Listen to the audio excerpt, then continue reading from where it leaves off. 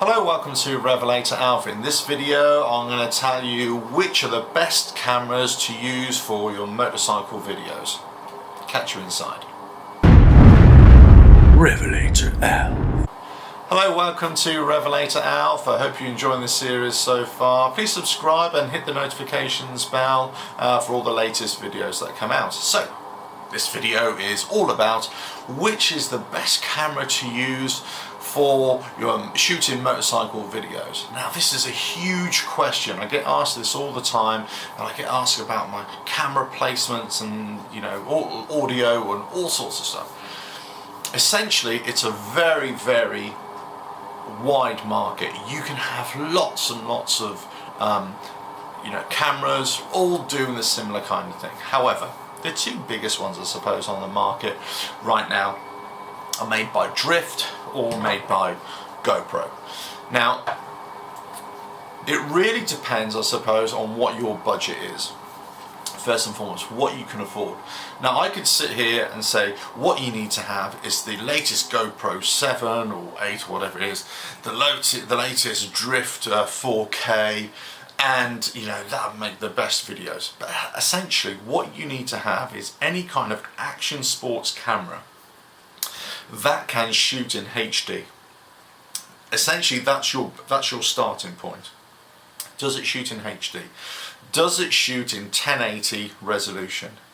Most of them will. Even the real cheap ones that you can find from wherever in the world, China, whatever, those are, they'll shoot in 1080, they'll even shoot in 720. Now, but you can have the really modern or you can have the really cheap. Okay. Now, I would say, as an entry level, I would not go for the really cheap ones. I would not even go for the really expensive ones that have all got the latest image stabilization and so on and so forth, which are fantastic, by the way. However, as an entry level, I will try and get a used Drift HD, Drift Ghost HD, or even go for a GoPro 4. Now, the reason why I say that, if you can find one on eBay or Amazon like that, that's hardly been used, you'll pay a fraction of the price, it'll still be in really good condition, and it'll still shoot perfect quality video and capture audio as well.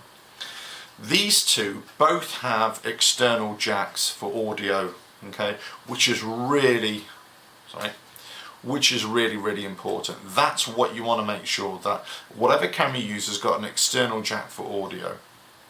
And watch my other video for audio on a motorcycle, capturing best audio on a motorcycle. I'll put the link up there and also down below, and you'll see what I mean. However, this is best camera for motorcycle videos. Now, the Drift HD is kind of marketed for the motorcyclists in mind. Why?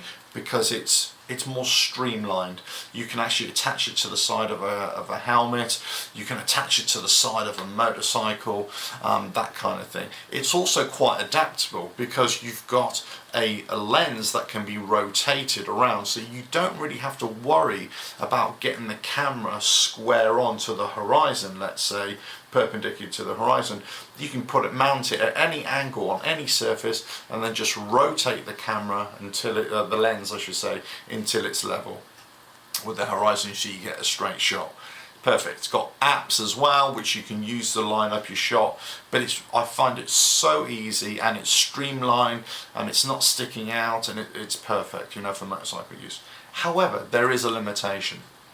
The limitation is that you can only really attach it in certain points on the bike. Let's say on the bike, the physical frame of the bike, on the handlebars, on a indicator stalk. You can have a rearward shot, forward shot, that kind of thing. But on the helmet, whatever, like that, or on the side like that. But if you just want a kind of a forward shot from the chest to look down, on the handlebars to show how you're riding and everything, it doesn't really work that way. You can get adapters, but it kind of sticks out like this and it's wobbling around all over the place. Hence why GoPro is actually really good for that chest shot. Now, GoPro is really good for shoulder shots. Now they are good for helmets on top of here, you know, on top of the helmet, or even to stick on the side. But you can see if it's right on top, I know I don't have a helmet, but just imagine I have a helmet. You know, if it's on top there, it is actually sticking out a long way. So that's why a lot of motorcyclists, I would say, would tend to go for the drift as opposed to the GoPro. That's not always the case, of course. I know that some people have preferences, but essentially, look at the lens. They're both decent sized lenses, as opposed to, you know, an iPhone or a Samsung or any other smartphone, that they're not very big lenses. So the lenses are big enough. They're all shooting in 1080 HD. You can shoot the frame rate and change the frame rate, and you know, the great editing software. You've got apps for them as well, which you can line up the shot. So I would say, you know, if you're looking at the best camera to shoot motorcycle videos, whilst on board the motorcycle, you're actually riding, you actually want to make a riding video, then these two are the kind. Now there are other types, of course, but, and you know, Sony make a really good one as well. But what you need to look at is, you know, is it streamlined?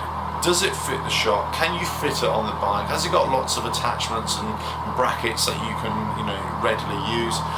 You know, what's the quality like? Has it got an external microphone jack? That's really important.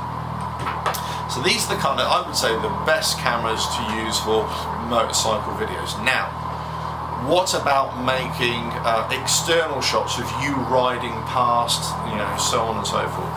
Do you need to have one of these? Well, the great thing about these is that you can put them in a rucksack or a backpack, or even just in your pocket with a small gorilla type tripod, or just a small tripod. I've got one right here, which I use for my biking videos. I put it in my rucksack, and I can put this on the floor, attach the camera, and I got a shot of me riding by.